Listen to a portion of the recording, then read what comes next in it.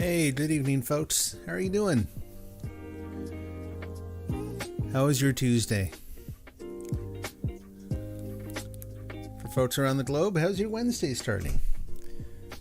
So we did a lot of folks on here from Australia, Great Britain. How awesome is it that it's this easy to create a little international community? Hey, Paximus, how you doing? Good to see you. Good evening to you too. Yeah, it's been a while. My plans to stream a couple more times last week did not pan out for various reasons. Working on multiple things right now. Keeping busy as usual. So, how are those things going?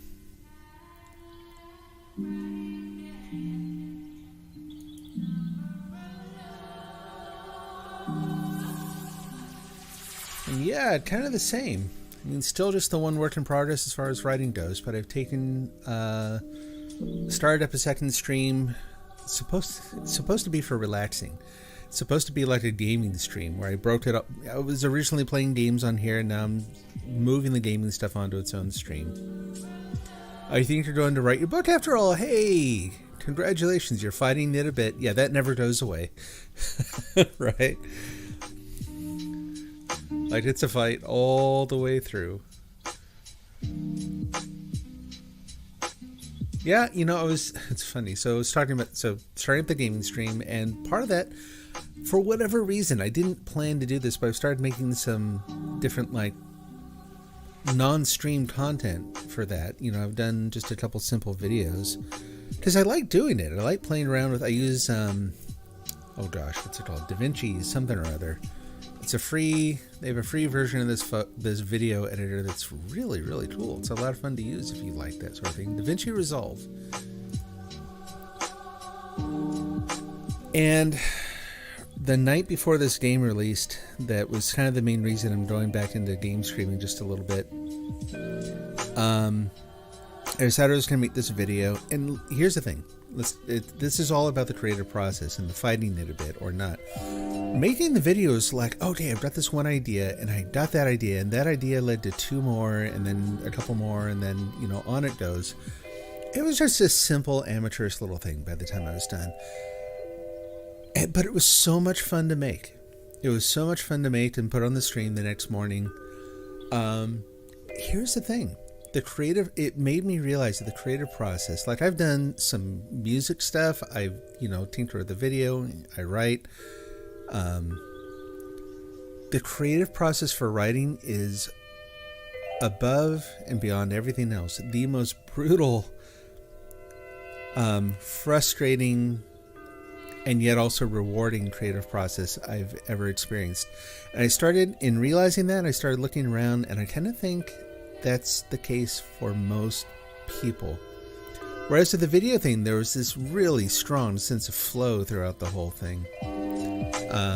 Where the ideas are coming, and I could kind of hop from one thing to the next, and it was all good. Man, writing is it's just mean, That's not to say that it's a bad thing. It's just, I do that. I like reflecting on, the creative process. I love hearing how other people work, how they kind of manage all this kind of stuff. One of my favorite sort of social media videos about writing that's been out there for a little bit now is a conversation on stage between George R.R. Martin and Stephen King. And George R.R. Martin kind of begins by saying, well, I have a question for you. How the F do you write so many books so quickly? And he goes on to describe, basically, it's like, okay, so you don't, every day, you write one sentence, and then you delete that sentence, and then you get up and you go do something else, and then you go back and try to write, and you hate it, you wonder, maybe you were a sham the whole time, There's just something about the nature of writing that is so much more challenging, I think, in so many ways. But again, like I said, also, personally, I hope for you too, just also there's nothing like it in terms of the rewards. Really, really awesome. All right, well, I'm starting late. I'm going to go ahead and jump right into the reading. I'm going to do a couple recommend me a book samples, and I have been starting out, or ending that section rather, with one selection of my own. I have an idea for the one tonight that's a little different, but let's see how the rest of the reading goes, and then decide from there. All right.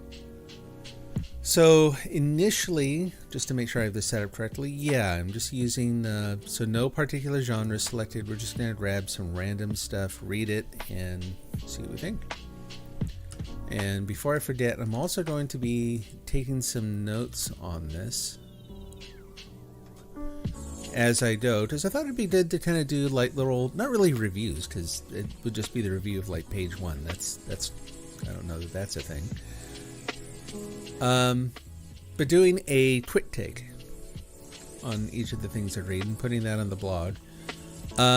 So yeah, I actually have a blog that's up and running now. If you want to see it, it is at kencan'twrite.com.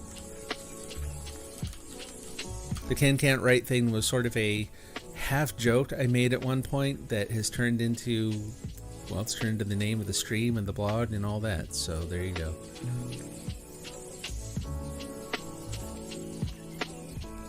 And just about there. Let me pull this up.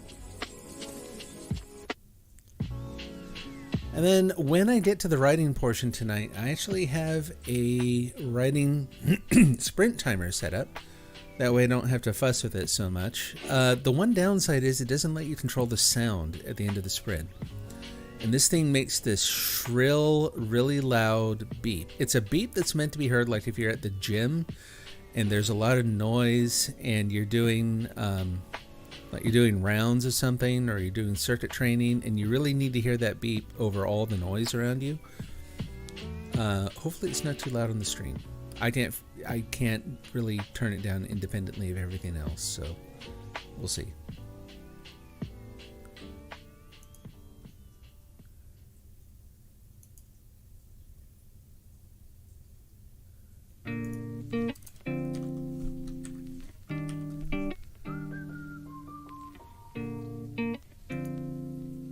Okay, we got that all set up there. I think we're good to go. Cool. All right, no idea what this is. Just going to start reading. Hope for the best. Actually, I'm going to adjust my headphones in that. I don't know about you. If I leave my headphones on while I'm doing this, it's a little bit like that. What do they call that? Speech jammer. Like, even though I don't hear my voice looping back through the headphones, it makes it so that it's a little bit more difficult to read or pronounce things. Okay. Archibald James Portendorf disliked stairs, with their ludicrous lengths ever leading up as if in some jest. There were times he thought he could even hear them snickering. If these stairs had eyes to see, they would do more than snicker, watching as he huffed through curling auburn whiskers, his short legs wobbling under his rotundity. It was criminal in this modern age that stairs should be allowed to yet exist, when lifts could carry passengers in comfort. He stopped to rest against a giant replica of a copper teapot with a curving spout like a beak, setting down the burden he'd been carrying. It was shameful that someone of his years, having reached 61 in this year 1912, should suffer such indignities.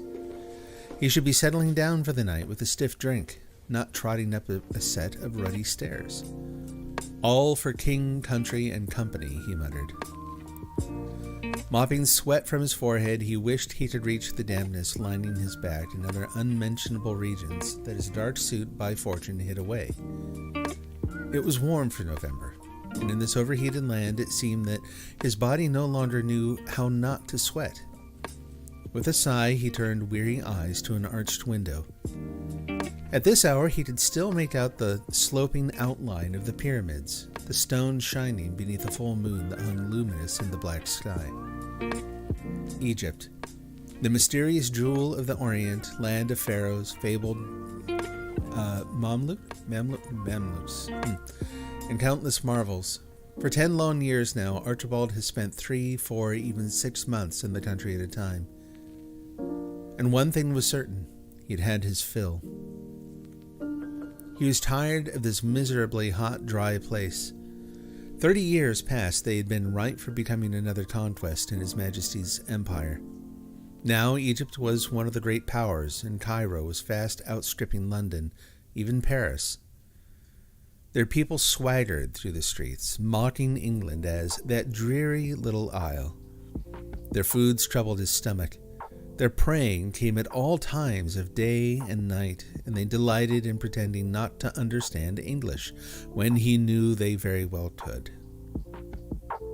Then there were the jinn, unnatural creatures. Archibald sighed again, running a thumb across a lavender G stitched into his kerchief. Georgiana had gifted it to him before they'd married. She liked these sojourns no more than he, being left in London with nothing but servants to order about. Just a few more weeks, my dear. A few more weeks, and he would be on an airship heading home. How he would welcome seeing his dreary little isle, where it was a sensibly cold and rainy November. He'd walk its narrow streets and savor every foul scent. For Christmas, he would get smashingly drunk on good, hard English whiskey. The thoughts lifted his spirits. Hefting his bundle, he started up again, marching to the hum of Rule Britannia, but a spot of patriotism was no match for these vexatious stares. By the time he reached the top, the vigor was leached out of him. He stumbled to a stop before a set of tall doors made of dark, almost black wood, fitted into a stone archway, and bent hands to knees, huffing noisily. As he stood, he cocked his head at a faint ringing. He'd heard the odd sound off and on now for weeks, a distant echo of metal on metal. He'd inquired of the servants, but most never caught it. Those who did claimed it was probably unseen jinn living in the walls, and suggested he recite some scripture. Still, the sound had to be coming from Portendorf? The call set Archibald straight. Okay, don't recognize it. Prose is easy to read, if a little plain. It's not especially gripping. We have a sort of peak colonialist British guy, older, out of shape, in Egypt, and in the story jinn are a thing.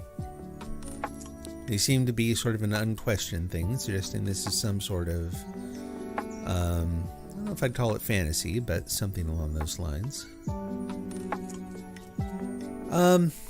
Right now, without knowing any more about it, I would say I'm probably not inclined to add this one to my to-read shelf. Only because I like things, personal preference for stronger prose. The idea of Egypt and jinns and frumpy old British men, I don't know, just doesn't, it's not quite my thing. Does this sound familiar? Like, anyone else know this one? We'll just probably just do the reveal here. A Master of Jinn by P. Djeli Clark. I do not know how to say their name. Not familiar. Let's take a look. I'm actually... It's kind of cool that they have the link. The link very often doesn't work. Let's give it a try. Yep, it worked that time. Let's see. 2022 RUSA reading list. Fantasy winner. Yep. Pick in SFF for Amazon. Science fiction fantasy, I guess. Included in NPR's favorite sci-fi and fantasy books of the past decade. Nebula, Lotus, an Alex Award winner. Goes full length for the first time in his dazzling debut novel. 1912. Though Fatma el-Sha'arawi is the youngest woman working for the Ministry of Alchemy, enchantments, and supernatural entities, she's certainly not a rookie, especially after preventing the destruction of the universe last summer. So there's the other thing. Personal take. I'm not into universal states and, you know, the world, fate of the world and all people kind rests in our hands. These days, I think when I was younger, I would have been into this. Just, I like those kinds of stories. These days, I'm more interested in the sort of give me a single person or a small group of people who are trying to make it through. So intrigue and mystery and fantasy and maybe some modernized Egyptian lore. So yeah, interesting. Not my thing. Let me go ahead and make sure I have the name and jot that down for later.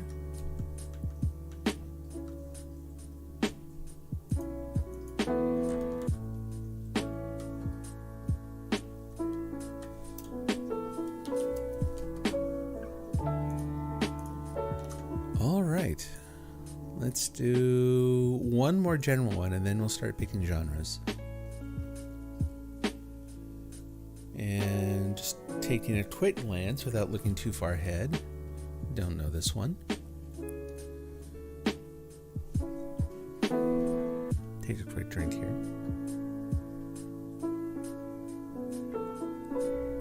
Okay. The day broke gray and dull. The clouds hung heavily, and there was a rawness in the air that suggested snow.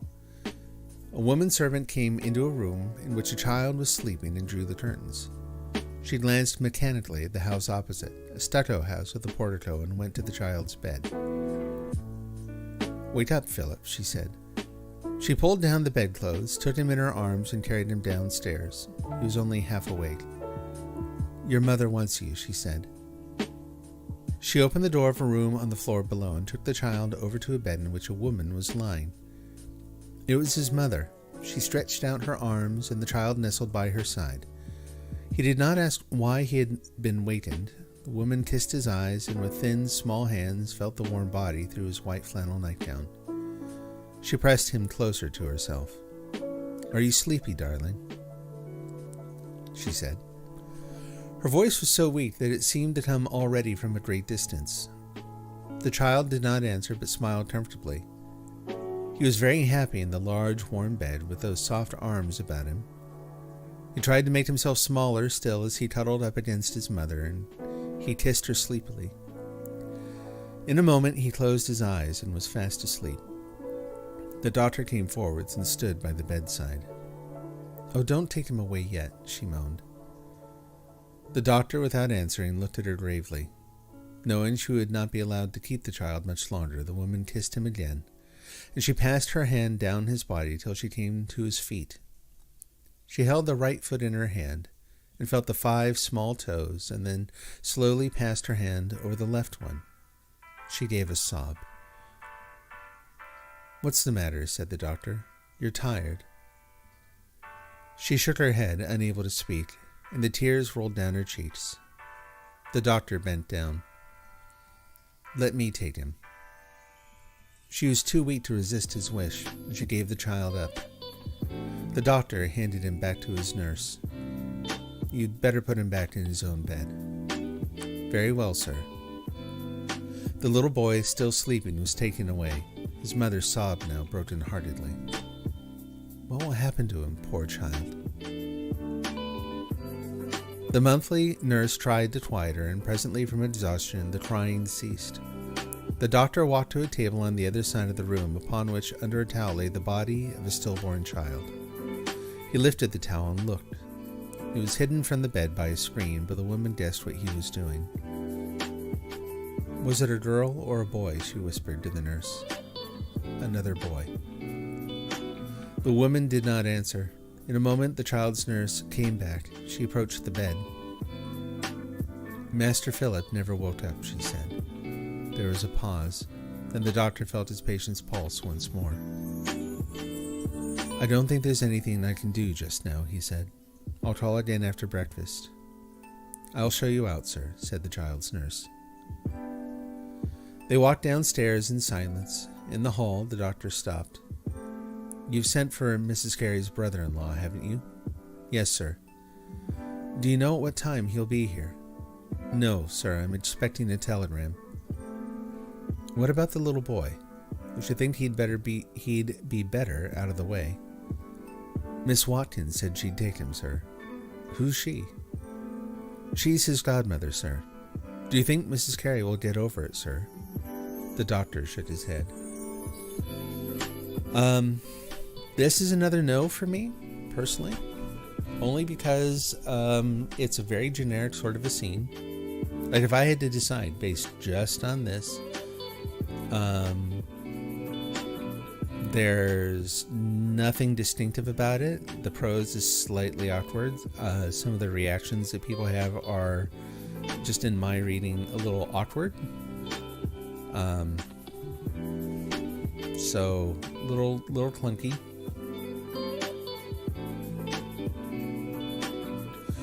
I like the opening sentence. The day broke gray and dull, the clouds hung heavily, and there was a rawness in the air that suggested snow. It's not like earth-shattering or terribly novel, but it doesn't have to be. It reads well enough, and it paints a good picture.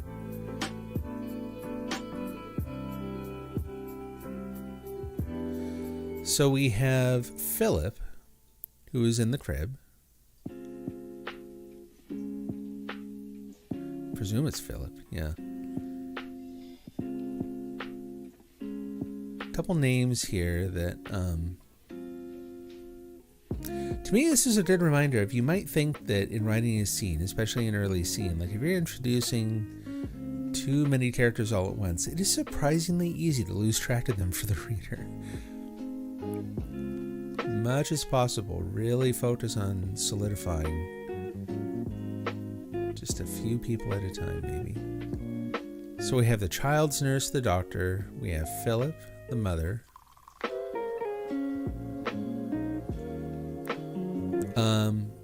Philip, we don't know how old Philip is.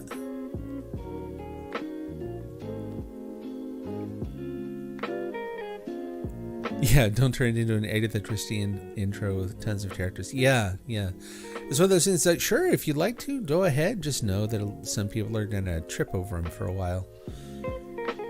And if you're okay with that, I guess you're okay with that. But yeah, it's more of a note to myself. I'm now reflecting on a couple chapters and thinking, like, how many people am I actually introducing all at once?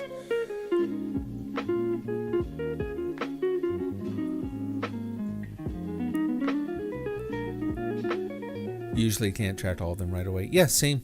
Kind of like in real life. Unfortunately, I'm very bad with names, despite all the little tips and tricks and techniques for remembering that. Never found anything that works very well. Yes, things like this. What's the matter? Said the doctor. You're tired. I don't know. I don't mean to over criticize it. Just an example of where it just struck me as a little odd, unbalanced. You're terrible with names, but somehow you remember people and faces. That's handy. I also have trouble with faces, so no fun.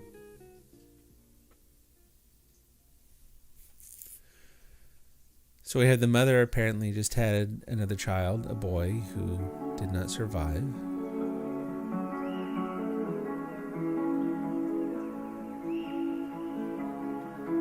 And I was confused by this.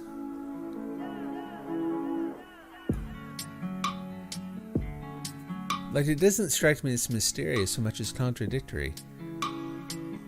Isn't the boy Master Philip?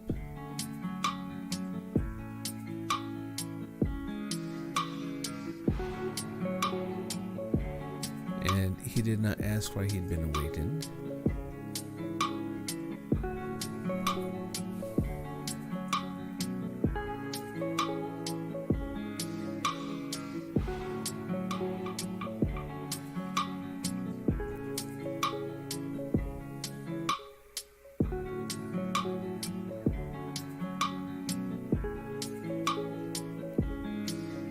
Yeah, I don't know. Can't quite tell what's going on. Let's go ahead and see. Vintage. Oh, okay. Of Human Bondage, W. Somerset Maugham. Not your favorite. Yeah, not mine either. So, I recognize the name. I've never seen any of their work. Whoops. That's a new thing. I did not know you could do that. Just go back and forth with the arrow keys. I was trying to select the name, jot it down.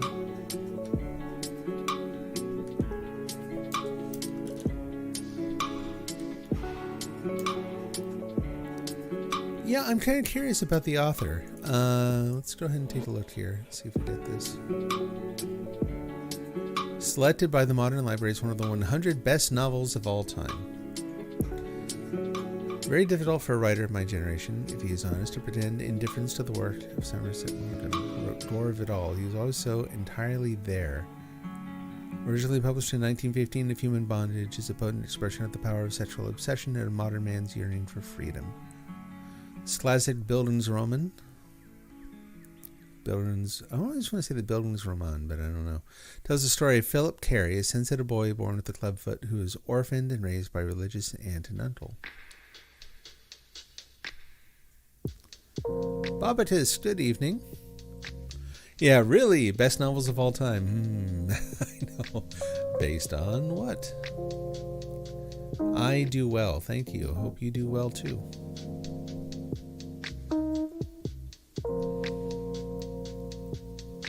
Having a late evening, but a good evening.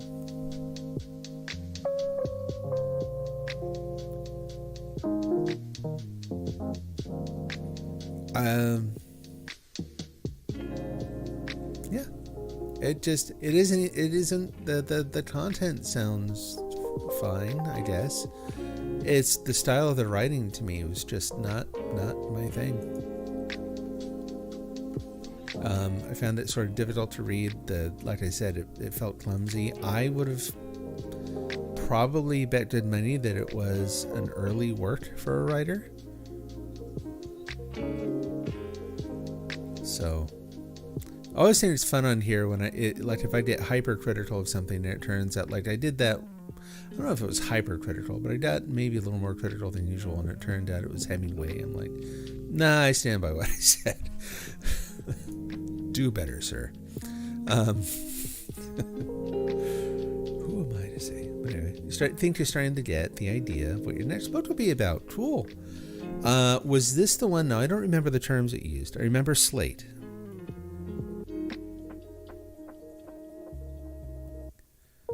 You love the movie The Razor's Edge, but I've not seen the movie either, and I also didn't know that he wrote that.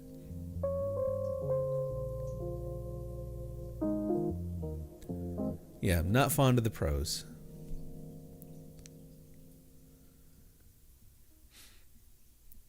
But so yeah, there were, like I said, I can't remember. The idea was about how people could basically create these external things that could be used then to teach other people what they had learned gradually. And that I think it was that the people who received those things were called slates. And there were some rules around the idea that the people who created slate and servitor. There's servitor. Yeah, I didn't remember the other word. There you go. Yeah, very cool. So you've been working on that one a little bit? I like the idea. I'm really curious to hear how that one goes.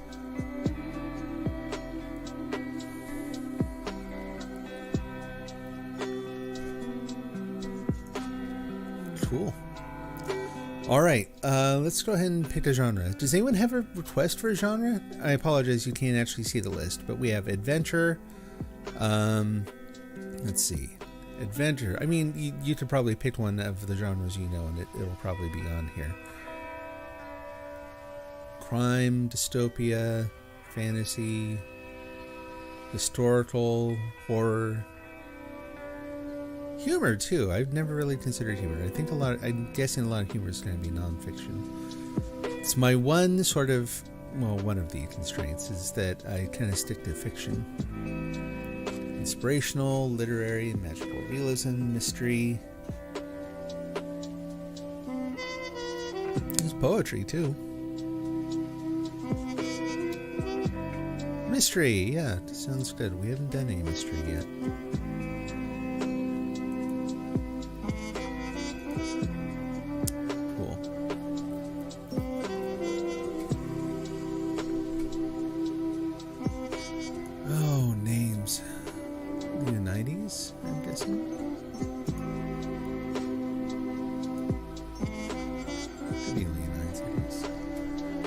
Let's see. And also the advanced chemistry, yeah, but no petroleum or coal, so medieval metallurgy and huge dependence on charcoal as a fuel source.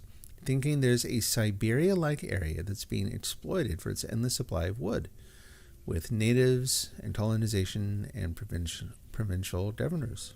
Okay. Leonidas. Okay, I'll go with that.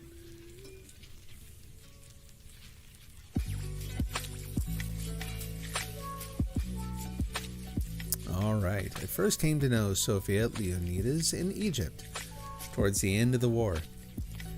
She held a fairly high administrative post in one of the foreign office departments out there. I knew her first in an official capacity, and I soon appreciated the efficiency that had brought her the position she held, in spite of her youth. She was, at that time, just 22.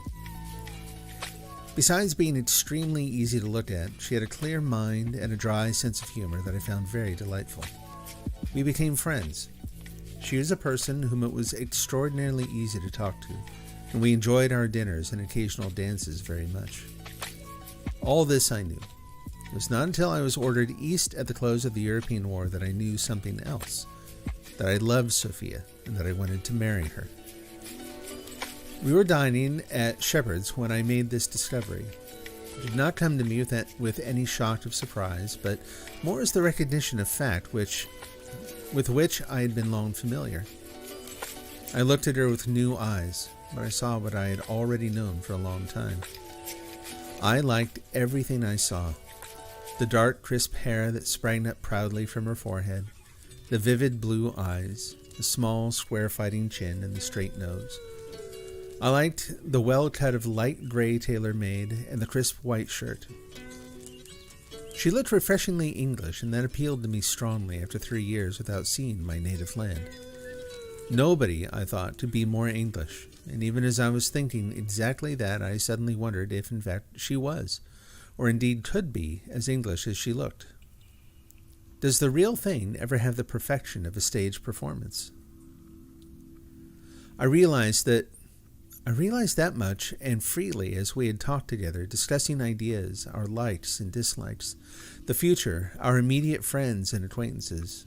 Sophia had never mentioned her home or her family. She knew all about me. She was, as I've indicated, a good listener. But about her I knew nothing. She had, I suppose, the usual background, but she had never talked about it, and until this moment I had never realized the fact. Sophia asked me what I was thinking about. I replied truthfully, "You." "I see," she said, and she sounded as though she did see. "We may not meet again for a couple of years," I said. "I don't know when I shall get back to England, but as soon as I do get back, the first thing I shall do will be to come and see you and ask you to marry me." She took it without batting an eyelash. She sat there, smoking, not looking at me. For a moment or two I was nervous that she might not understand. Okay, really hard to judge from this. This is a short sample. It doesn't get much into the meat of things. It reads well enough. It's also not very... It doesn't distinguish itself from other works very much. Not that it necessarily should in this short passage, right? I've not read any mystery novels. I've never read a mystery. Probably a gap I should fill at some point. It never really stood out to me as so I'm excluding things that I read growing up where what are they called? The Investigators. If you know The Investigators, it's a youth series that falls into the same sort of realm as Nancy Drew, Hardy Boys, that sort of thing, right? That's the closest I've ever come to reading mysteries when I was probably about 7, 8 years old, somewhere around there. And those were fun. Not the same thing.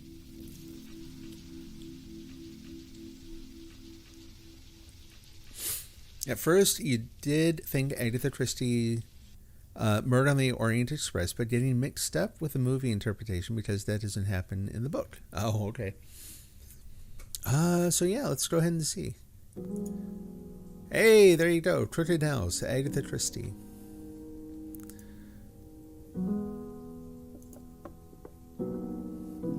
She seems to be a little bit of a running theme tonight, doesn't she? Let's see, an exclusive authorized edition of a classic Agatha... Yes. Tell me about the story, not the book. Let's see, live in a sprawling, ramshackle mansion.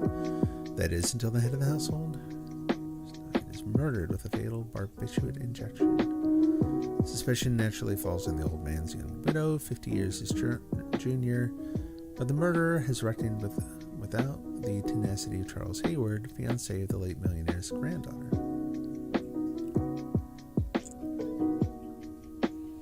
I don't know.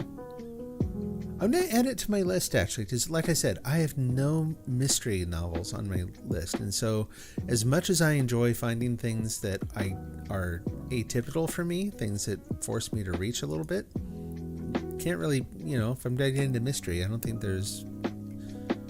you can really fault this for a start. So, Crooked House, let me jot down that name again. Good a place as any to start is what my brain is trying to say.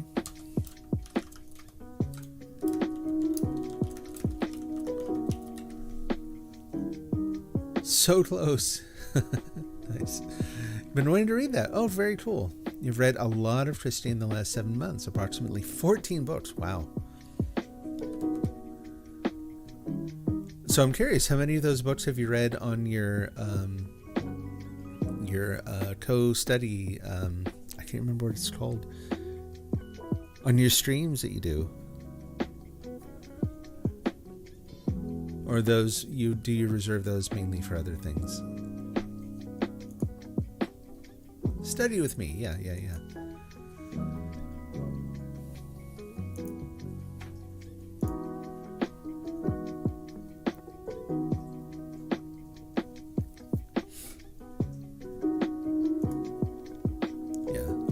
I am struggling to find time to do all the reading and writing I would like to do.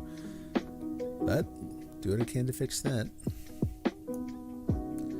So about that, I just reached 104 books out of 200 book challenge in 7 months. Good heavens. Oh, that's admirable. That's amazing. I cannot do that. If someone were like, do this or else, I don't know, some terrible fate, I would be, okay, what's the terrible fate? Let's just get it over with. This is not happening. There's no way I'm going to do this. I love reading, it's one of my favorite things to do. It's just, getting my schedule and my brain to cooperate is another thing.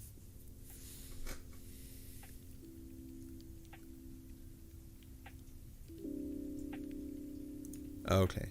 I always like to pick literary for at least one of the books.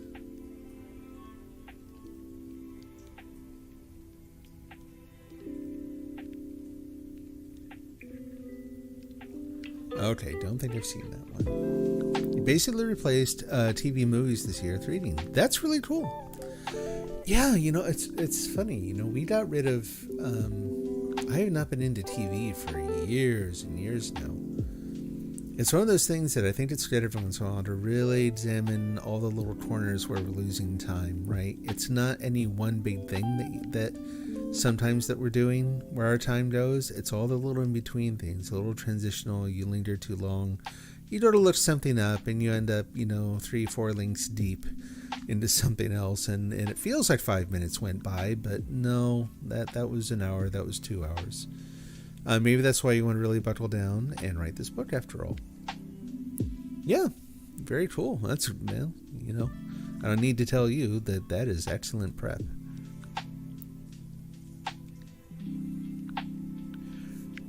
So what are the kinds of things? So do you have a selection, like a kind of a range of genre that you're reading?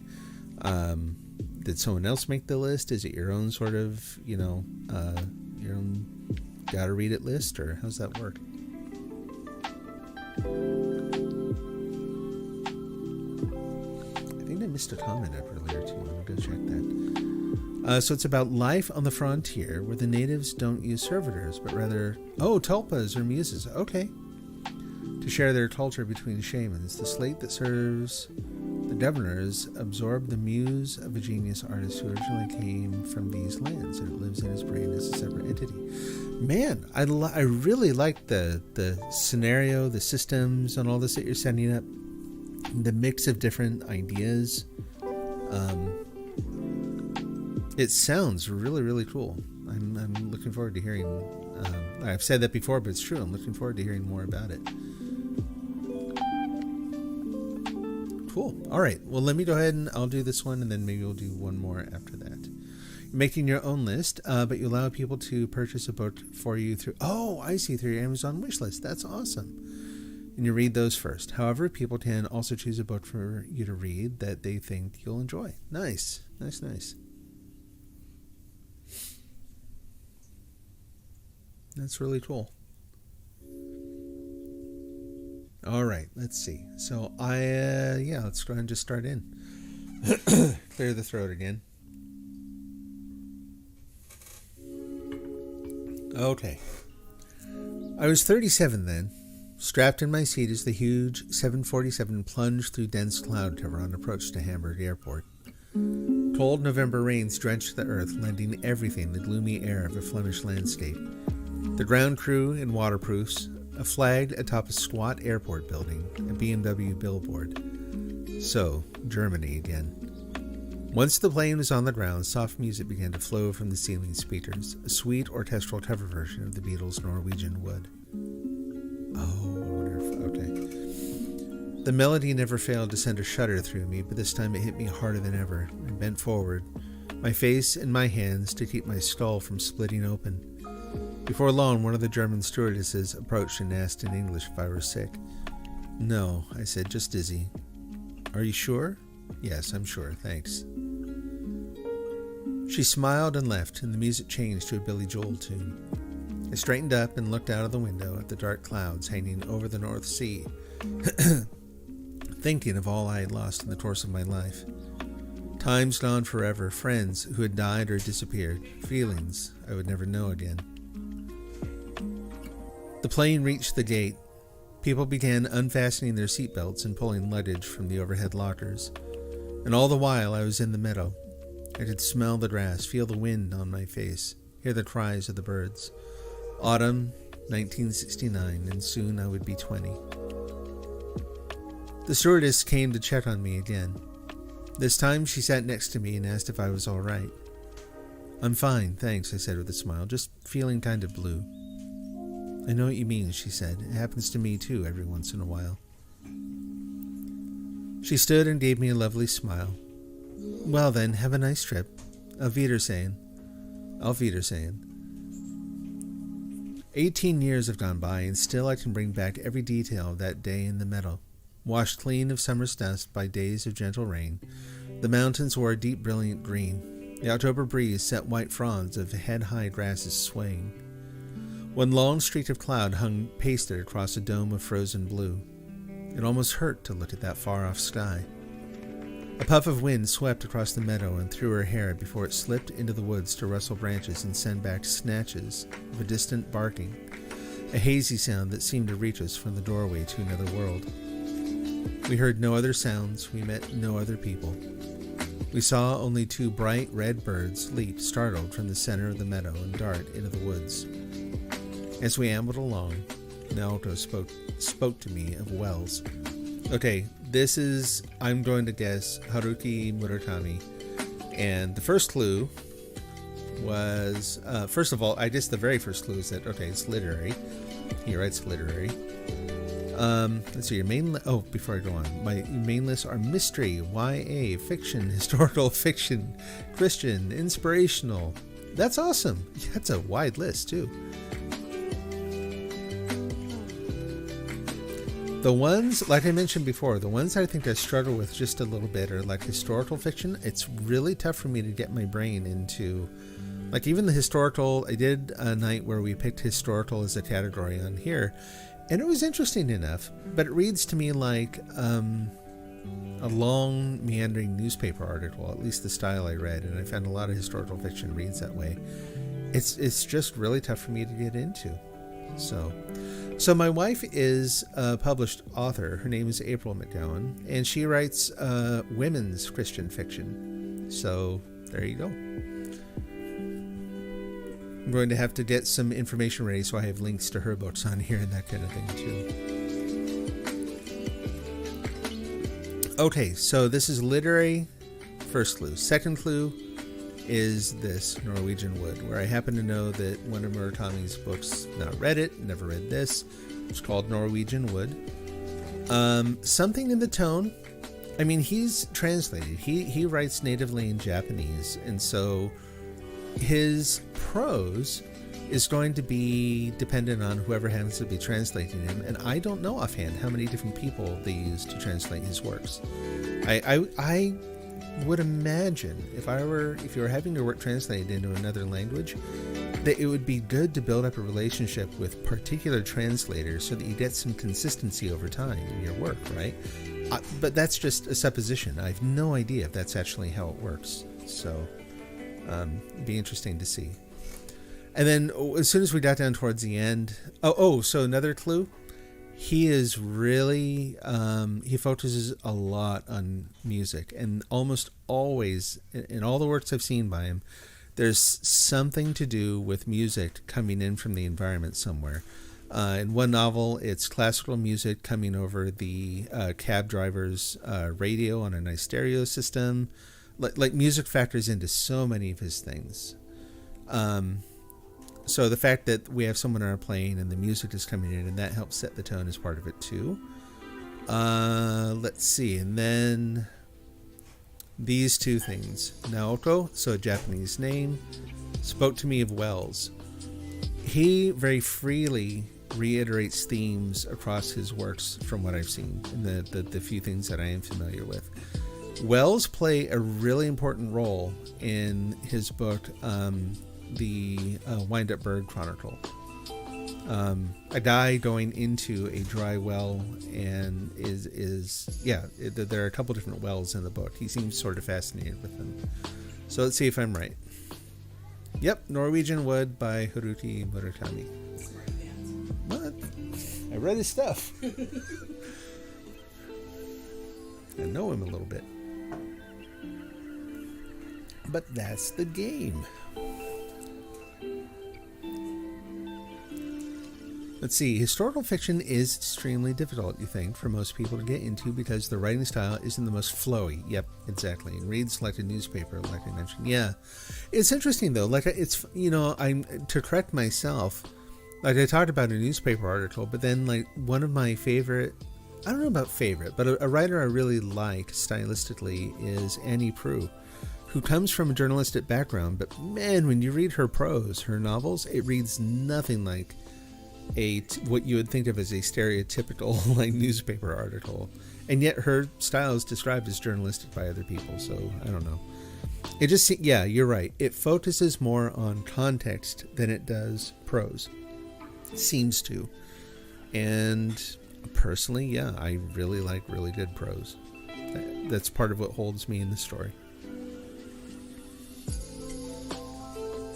All right, well, this one is going on my list, so probably going to be a while because I literally just finished one of his works within the last couple months. Oh, ha, ha, ha. My wife making jokes in the background.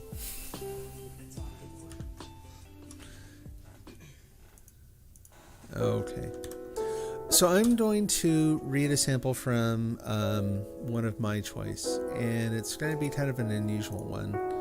I'll do like I do here, where I just kind of read a sample and then, then I'll do the reveal. So let me get that set up here real quick. Let me switch back to this. Get my Kindle reader going.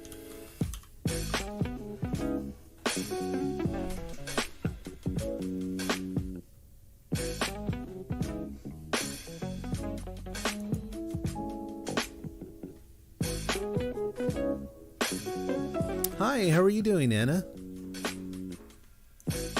Hope you're having a good evening.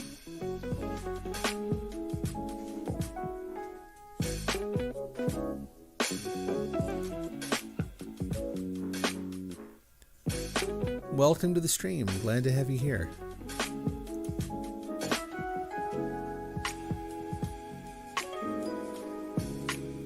Oh, let's see. Now I've got to find it.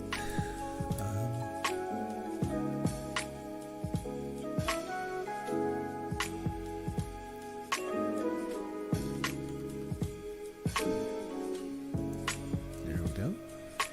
Things are okay. Well, good to hear. How am I? I'm doing pretty well. I am finally getting back into the flow of things after an extraordinarily busy week and a busy weekend and some traveling, but it's all good.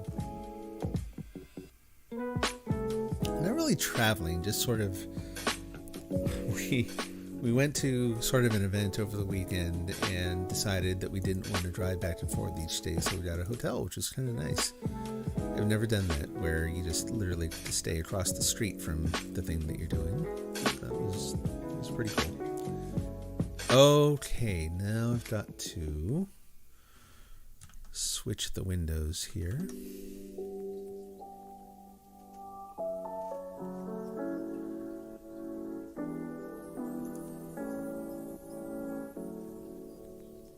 I've still got to find a better way to do this part.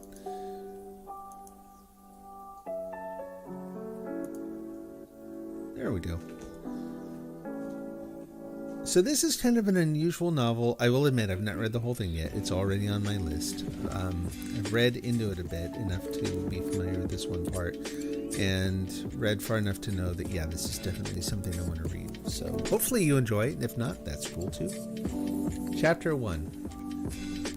At almost 1 o'clock, I entered the lobby of the building, where I worked and turned toward the escalators, carrying a black Penguin paperback in a small white CVS bag, its receipt stapled over the top.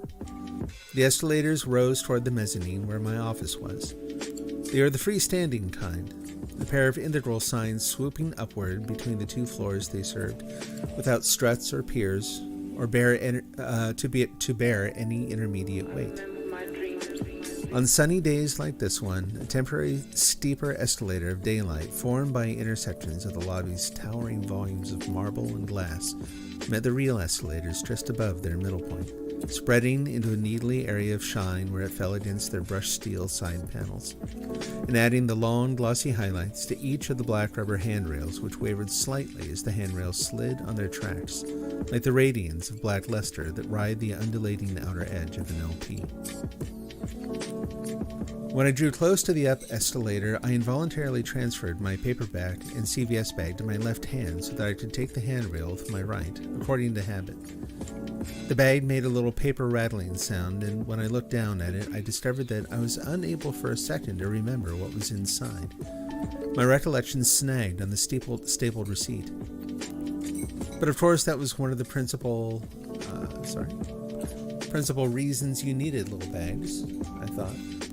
They kept your purchases private while signaling to the world that you led a busy, rich life, full of pressing errands run.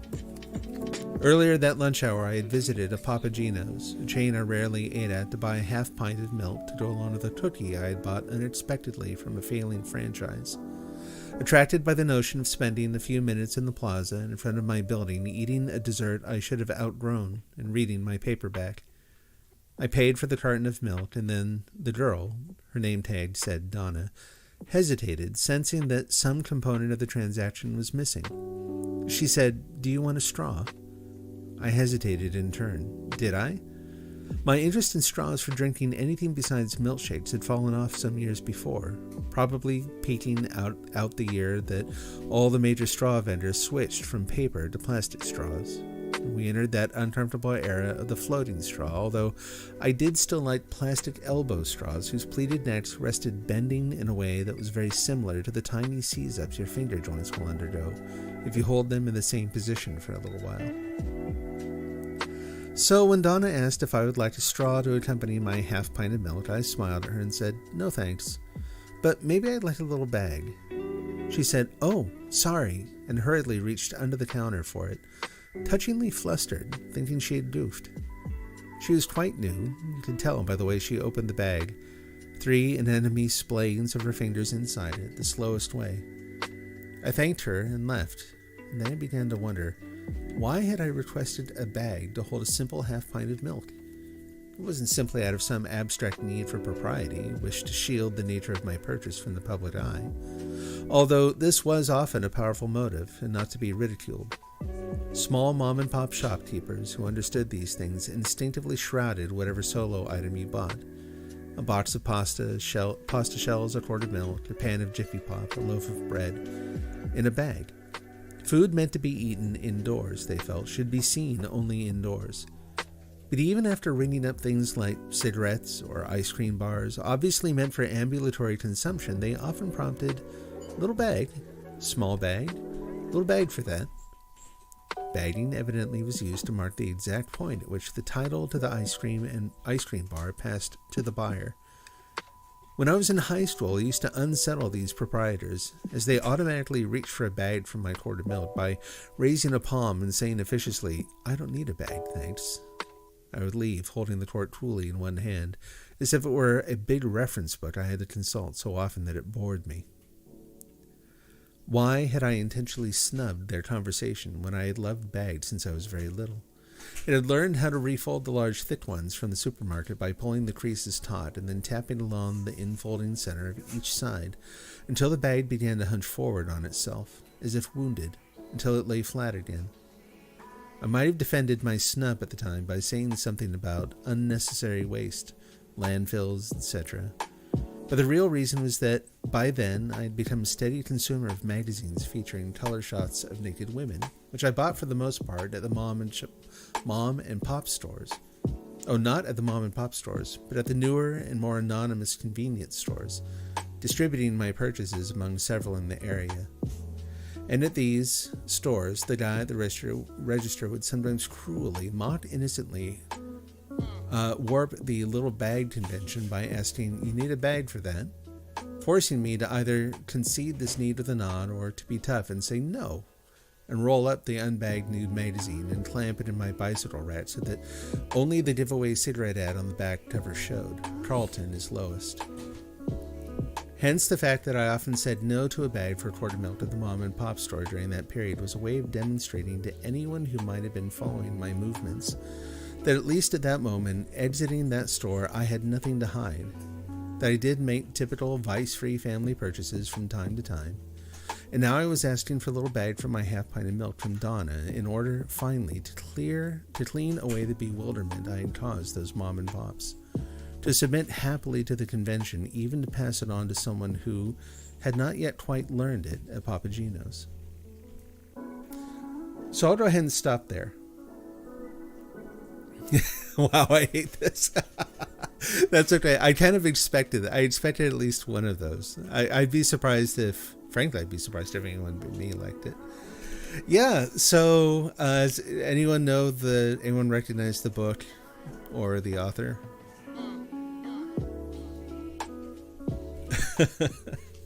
But yeah, that style is kind of the point. So let me go ahead and what's the best way to do the reveal?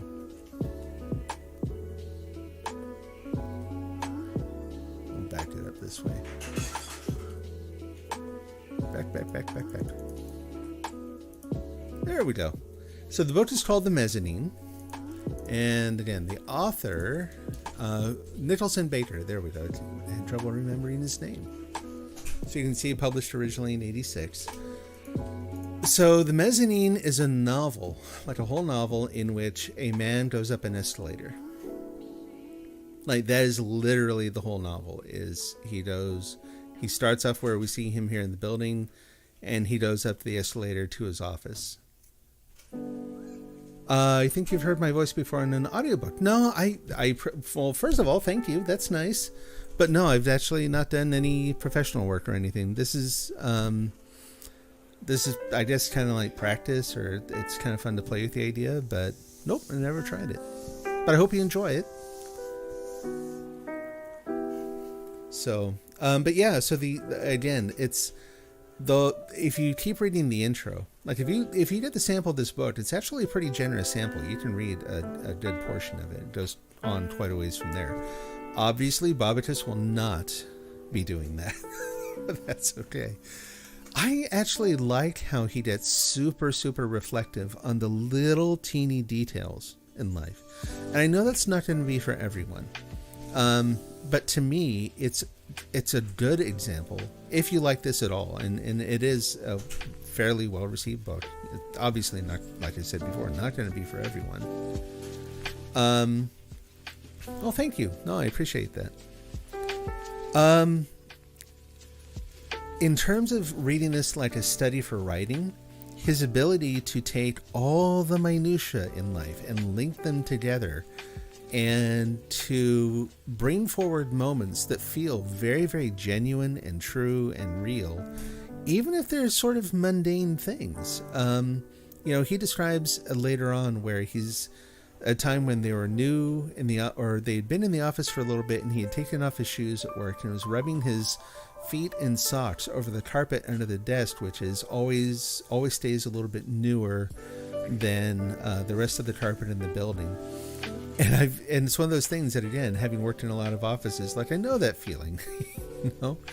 Anyway, I like his writing. I like his prose style. I like the telescoping he does from one small moment to another. It's a little, I don't want to misuse the word. I was going to say it's a little zen, but that, I think, is a little bit of an overgeneralization of that word, so I don't want to say that. It is definitely meditative. It's reflective, right? And I enjoy that.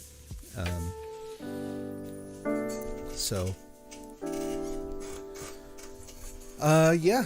So there is the sampling for tonight. Let me take a minute. I'm not going to read anything else tonight, but if there is anything that anyone would like me to look into for reading on the stream, go ahead and drop it in the comments. I'll jot them down, take a look at them. There's some things I'll just be playing. There's some things I won't read, and I'm not going to try to articulate all the requirements. It's at my discretion. But, you can tell from the things I read here, I'm fairly open to reading a pretty wide range of things. It feels like the opposite of Zen or meditation view. Yeah, like I said, not for everyone. Sorry if I stressed you out with that one. I knew it would be a little bit of a challenge, but I thought it would be a fun challenge too. I tend to like kind of unusual things anyway. Anyone ever heard of Laurie Anderson, musician and performance artist? Even if you haven't, so yeah, she does if you listen to her work, it's not going to sound like typical music at all. If you see her perform on stage, to me it's fascinating, but again, it's kind of a not for everyone sort of a thing.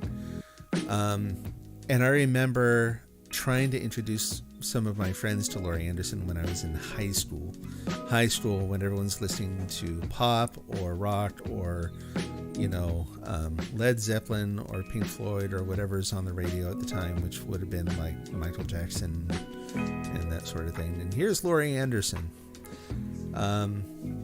Didn't always go over very well, but I like what I like. So, all right, I'm going to take just a brief intermission here, pretty quick, and then get started with the writing sprints. But I kind of want to get set up where I won't get interrupted for that. So I've got things set up for a full 2 hours worth of sprints. I don't think I'm going to get to all that tonight because I got a very late start. But you never know. Let's see, it's about, yeah, that puts me pretty late for everything else. So we'll get it going here in just a minute. So, yeah, I will see you in just a moment. Thanks.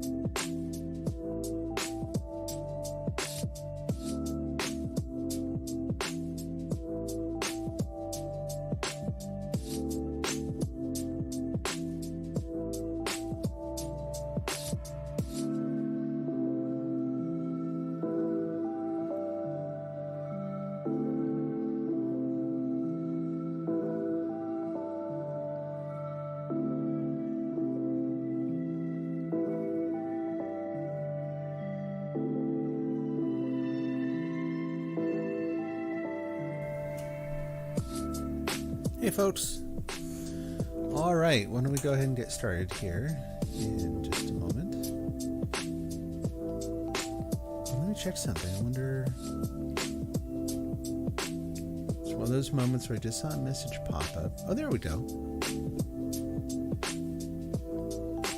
Oh, what you mean by that is that's what your thoughts start to look like when you're really stressed out. Making decisions becomes really hard, and you obsess over minutia like, do I take a bag?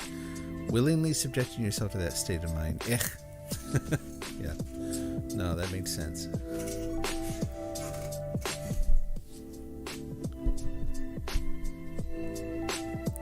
Alrighty. So how this works is we're going to do sprints they're divided up kind of weird. I wanted something where I could kind of block it out in hours. So we're doing like 20 minutes of writing. There will be a 2-minute warning as we transition from that to break time. Break time is similar. It's like, again, odd value, but it's like 6 minutes and then 2 minutes warning till writing time begins. And unlike usual where I have to start and stop the timer manually and set everything up, I've made one that just kind of goes on its own. So it'll just run. And if we're having a conversation or something in the in-between, I'll pause the timer. It's I want to make sure I get enough writing time in, but, it's fun to hang out with folks, just chat about this, that, and the other thing, a little bit of everything. But beyond that, I think we're all set to start, so we'll just go ahead and dive in. I'm going to mute my mic, and I will chat with you in about a little over 20. Happy writing. Hope you have a good session.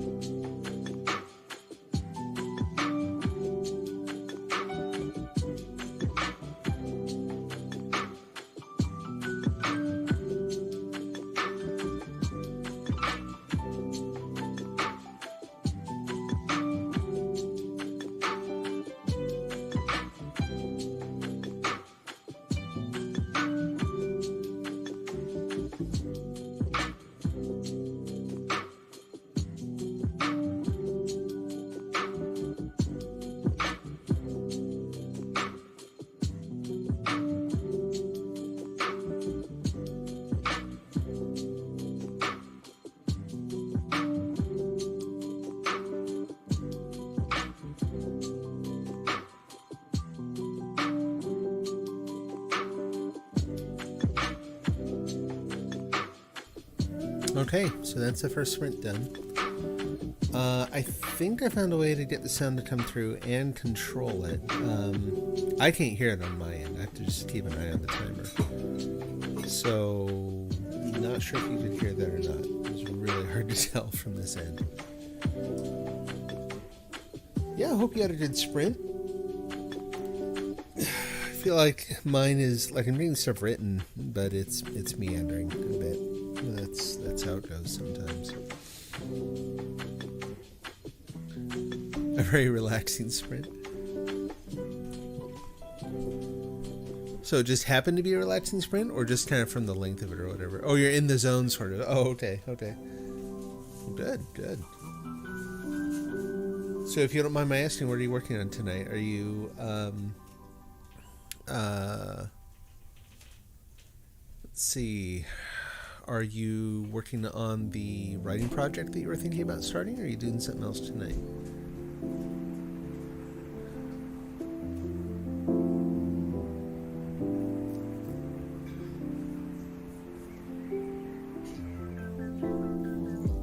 Yeah, the zone is very, very elusive for me.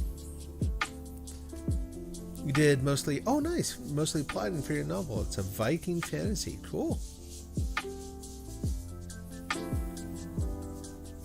Awesome. Yeah, I am finding that I do my best writing when, like, I'll keep part of it up there that I'll kind of edit in blocks, but call it shyness, call it whatever you want. I don't know, but I like kind of working behind my camera here for the most part. So yeah, I don't know. It's been going rough.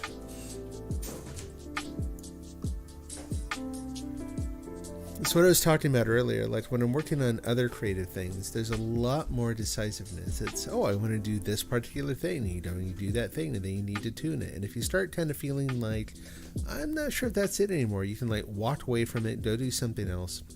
When I come back and work on it again, it's kind of clear, and it's just constant iteration like that.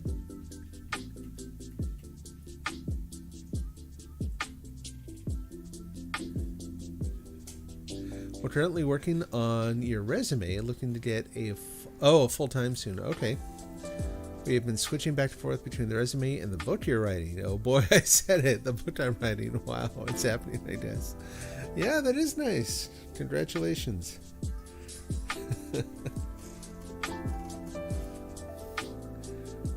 Sometimes that's how decisions are made, right?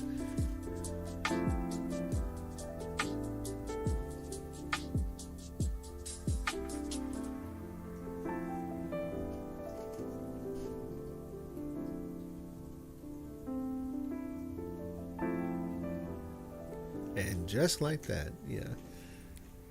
Cool. Well, I'm looking forward to hearing how it goes. Yeah, resume writing. That is, I don't know how you feel about it. I know for me that is no fun. Like I've got most of my resume buttoned up at any given time, so that, you know, if I ever do have to look around for something else, hopefully it's just a little bit of tweaking and a little bit of editing, you know, on a per job basis. But oh my gosh, yeah, I don't. Nothing worse than trying to find the right version of that business speak to describe what I've been doing for the last 10, 20 years, whatever.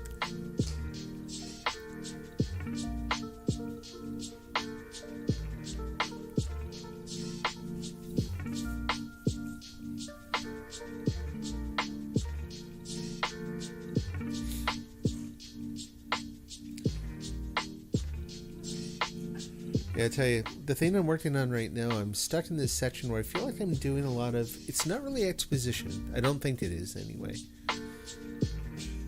But it also isn't grounded in one particular time or scene, not right away. It kind of wanders a little bit. Some of the ideas it's going over are kind of abstract. I think my brain is fighting me on that. Oh, and you want to record an audiobook as well? Cool. Quite a few projects. Yeah. I used to do that. I'm falling back into that just a little bit, but I'm trying to make sure that writing takes primacy, because otherwise, it'll just never happen at the rate I write. So, trying to make sure that all the other projects are more like doing things for enjoyment, things I can just let go of if I need to. But it's nice to have some other things to kind of fiddle with in between when things are maybe going a little rough.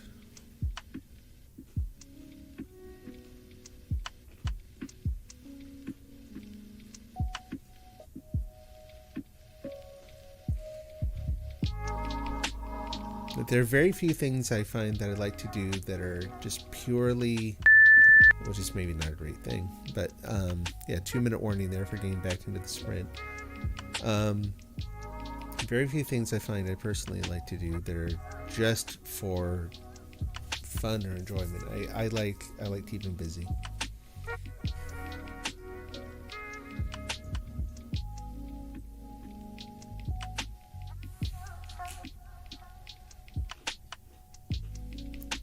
Like, I want it to be fun, but I also want to move some needle forward a little bit.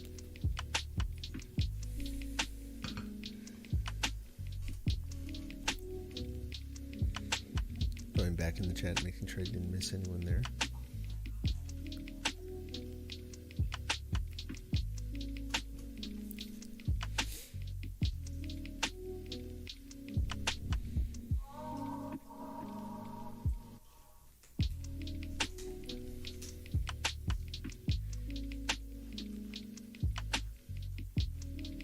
It's funny, is for a long time I worried that my biggest challenge in writing would be coming up with prose that I actually liked, and I mean that's still tough, and it takes a lot of revision and stuff to kind of iron it out into something I really like. It's far less difficult than just picking of the million different things I could potentially say right here, which one is the most helpful, illuminating, or just which one is best to say at this point. It's not even really plotting. It's more finding some weird angle on the weird sort of semi-abstract thing I'm trying to convey in that moment.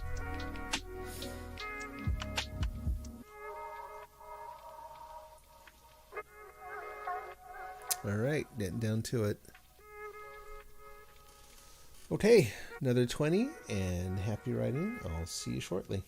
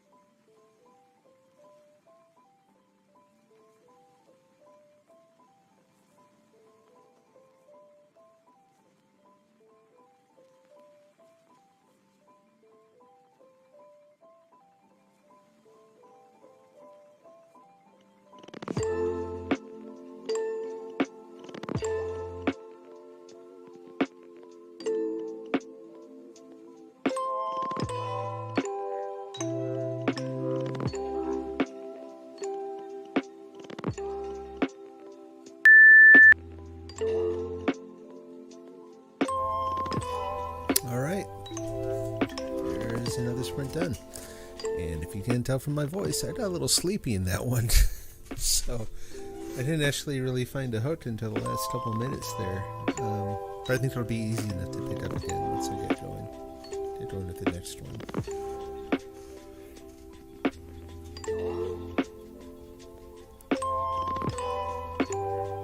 I've been avoiding working with an outline just because in the past I haven't found them all that useful. Went by fast, but still productive. Yeah, I know, like 20 minutes plus. Like if you actually get working, that can feel like no time at all. I'm still kind of experimenting with the stream. I think I'm probably going to try the 22 minutes for a little bit here, and if I happily get to the point where I'm working so consistently that that's just not enough time, I think it would be good to kind of to bump it up a little bit.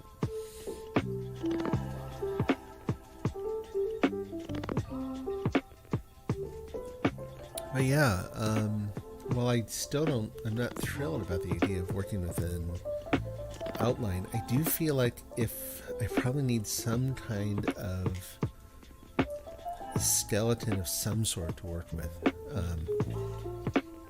I'm finding I have very little problem coming up with ideas and descriptions and prose that I kind of like, but it's all just kind of floating in the ether, honestly.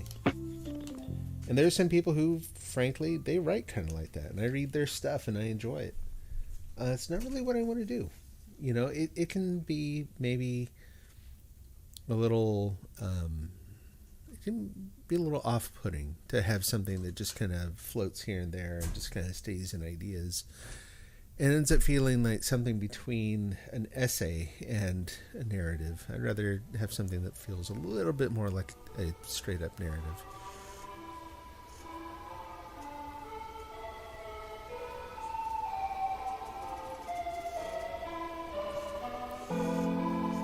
Oh, excuse me. So then I'm going to try doing that for a little bit. I'm going to try casting a little bit of a more linear series of scenes, just very kind of like an outline, just very high level sketches, and then working all the other ideas around them. Sometimes it just happens. Other times, man, I just gotta do it and do it and do it and do it and do it until suddenly it looks like I do it, and then I finally get sick of it and I walk away and come back and go, you know, that's not so bad. I know, I'm sorry. I need to mute myself when I yawn. I know. I had people at work today telling me the same thing. Apparently it's just been a kind of a sleepy day.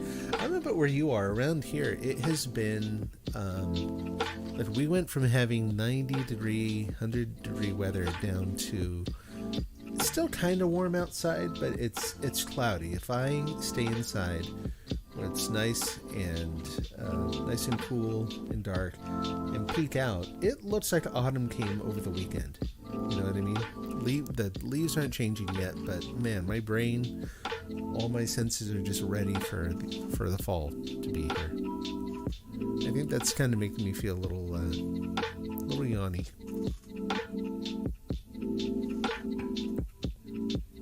So Anna, if you don't mind, but feel free to say no, tell me a little bit more about what you're working on.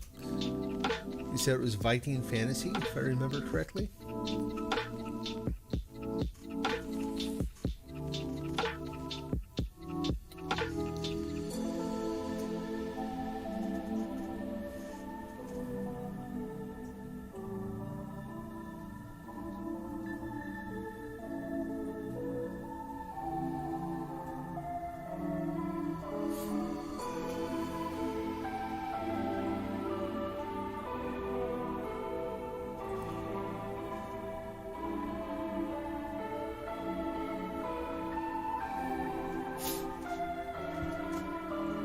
But yeah, I guess the other thing too is work during the day has been a lot of coding, so a lot of computer time, so that kind of adds to it too.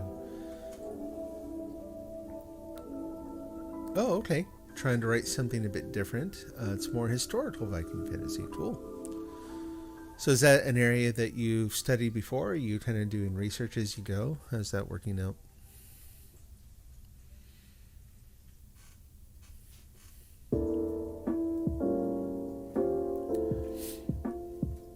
Oh, and speaking of research, that was actually something from over the weekend that was kind of cool. So over the weekend, my family and I went to a local Comic Con. Just kind of our annual family vacation. It's fun. The kids generally do cosplay of some kind, and we go and watch people in costumes and check out the artist booths, and it's just a lot of fun. But I happened to meet a couple there who's working on an ongoing series, an ongoing story. It's actually a story for kids, but that's that's okay for what I'm looking for. But it's based on African folklore, which I don't see a lot of, so it was really interesting to find. Yeah, some here and there, and some you learned from your grandma. Oh, that's really cool. Nice.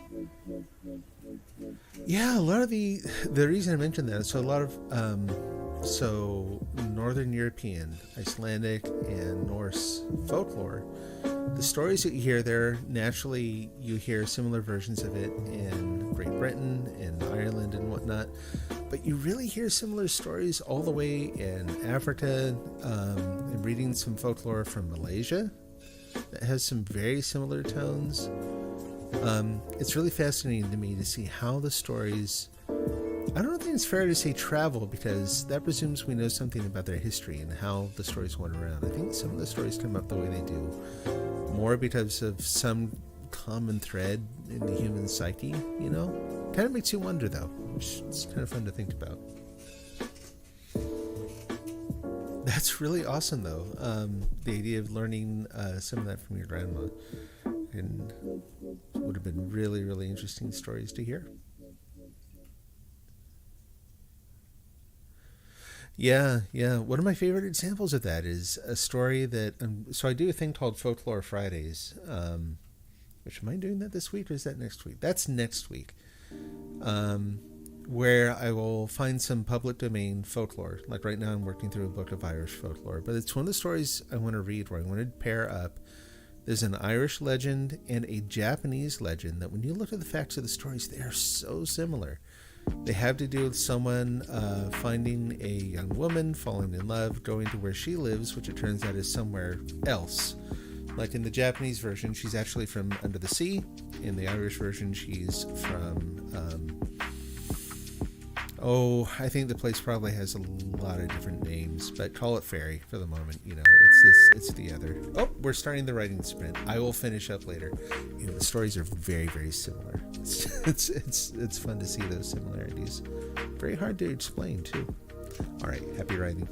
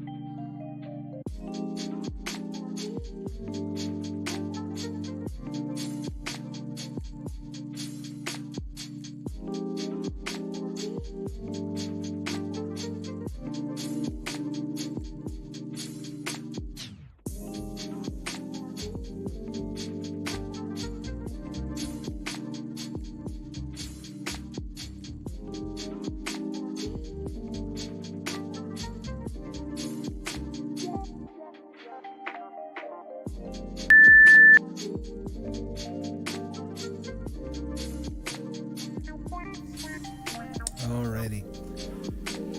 Yeah, time is definitely flying by. Even though, like, I'm not being especially productive tonight. Even then, it's still. I'm always surprised to look up and see the full 10 minutes is gone in one swoop, and then it doesn't take long for the rest of it to go by either. Especially since, so I've got one more sprint set up in this timer, and then I'm gonna have to be done for the night. Yeah, considering that all the sprints together are a full 2 hours, it goes by so amazingly quickly.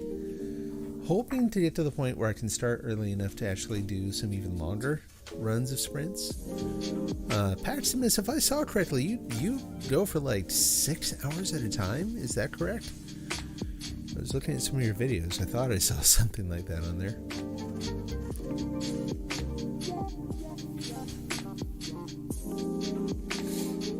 Anyway. Oh. I'm sure I'm not alone in that my brain has a couple different modes of working. And where my brain is tonight is like I can crank out 6 to 8 hours typically. Wow. That is impressive.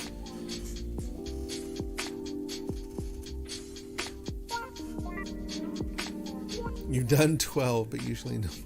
I couldn't imagine.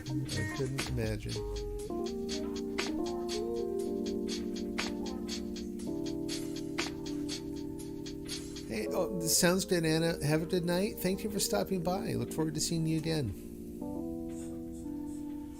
Happy writing, as always.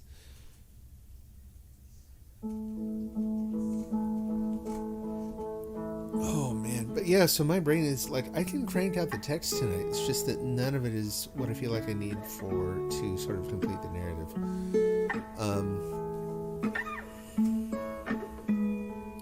So you actually don't believe doing 12 is healthy though. Yeah, I can imagine that. You always suggest that it's better to do no more than 6 hours really. Yeah, that's fair. I mean, for me, even just doing 4 would be a pretty big stretch, and then I'd have to go switch gears and do something else for a while. So,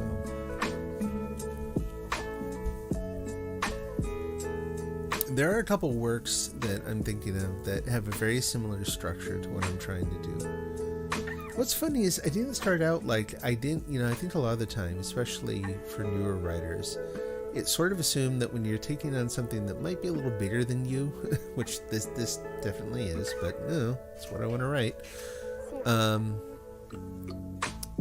Let's see. Logically speaking, our brain retains less. Yeah, I can imagine. I mean, even like in hearing professional writers' habits, a lot of the writers I've heard say they go for, I think, typically about 4 hours. And that's in a whole day. Like, I'm sure there are some people who go more, but typically 3 to 4 hours in a day, and that's it. That's what they put in for a day. Is not unusual.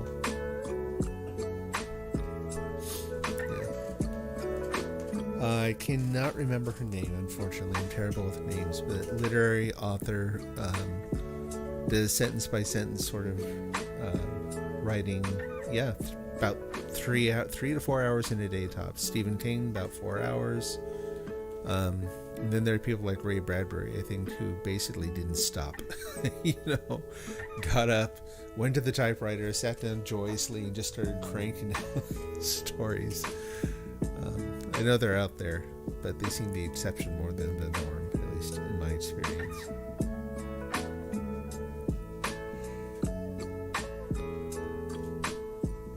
Like, if I switch it up and I start doing a very different kind of activity, like I start doing sort of like line editing or something, maybe I could extend it into a 6 to 8 hour day. But in terms of actual creation time, sitting down trying to come up with new ideas, yeah, I don't think I could sustain a regular 6 to 8 hour a day practice. But yeah, so basically not trying to make it difficult on myself, but it is what it is. I've got a host of ideas that have to come out kind of gradually through the narrative. I know that different angles that I want to approach it from. It does jump around in perspective just a little bit, but I think that can work if you have an anchor. I think that if you have one perspective that you use that is sort of the one that you go back to, and the others are structured in with along with that, then yeah, it can work. But it is a little tricky. But yeah, one of the samples I read recently, it's called Wolf and White Van, does this at the beginning a little bit, where we jump back and forward in time just a little bit. And to me, it's not confusing at all. The author references the medical care that he needs at home, that he's maybe grown, but his parents have to help him, that there was some kind of accident that so we jump back and forth between his home life being taken care of by his parents, the just glimpses into the different rituals that he has to go through. 2-minute warning there. And then we also see him in the hospital. We see a little bit of other perspectives where it's him a little bit later. We go back to him at home. But all of them are on a common thread. They're building up to the what happened. What did he do, or what happened to him? They have a common line through them that keeps you focused on it's not just here's a big random assembly of moments. It's they're all structured towards something. Similar sort of thing.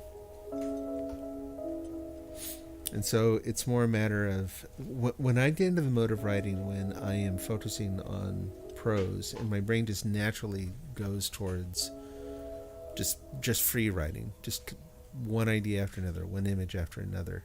It's really, really hard to get it back out of that and into, look, I need to actually tell some kind of coherent narrative here. What needs to go next? What will actually help the reader? It's very, very difficult to see that as I'm writing. So we got under a minute here. I think I'll probably close this section and go on just to do a little bit of light editing in the other parts. Try to get away from this for a little bit.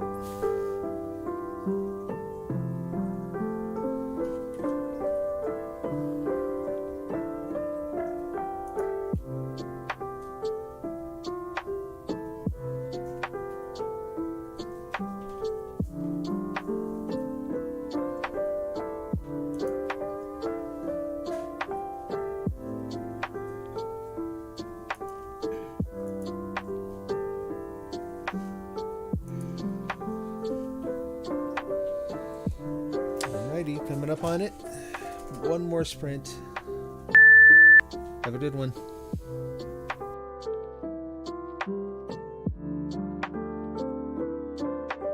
Oh yeah, and since this is the last one, it is longer than the others. So since it kind of absorbs the to get up to a full 2 hours, it just kind of absorbs the what would have been the break time at the end of this one.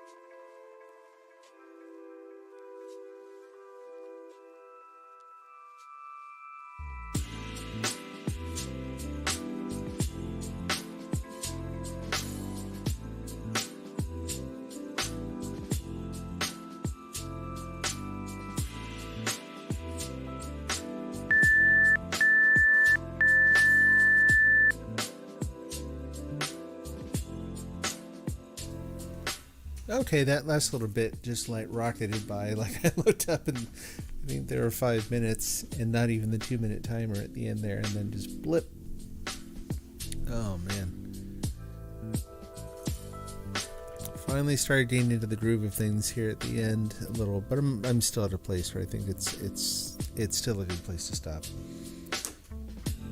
It is very nearly midnight. I gotta get some food. I still have to do some other like daily Duolingo stuff. So, but this was good. Thanks to everyone who stopped by again. Great to hear from everyone. Hope you had a good night. Had some good productive sprints. Next session is going to be nominally, if everything goes well, this Thursday, starting at 7 Pacific. That's the goal. And hopefully I worked through all the various technical issues now with the update to OBS that I'm not going to have any more delays like I did tonight. So I'm glad you had a great time. Yeah, it's always fun to have you here. All right, take care. God bless. Have a great night, and we'll see you again soon. Bye-bye.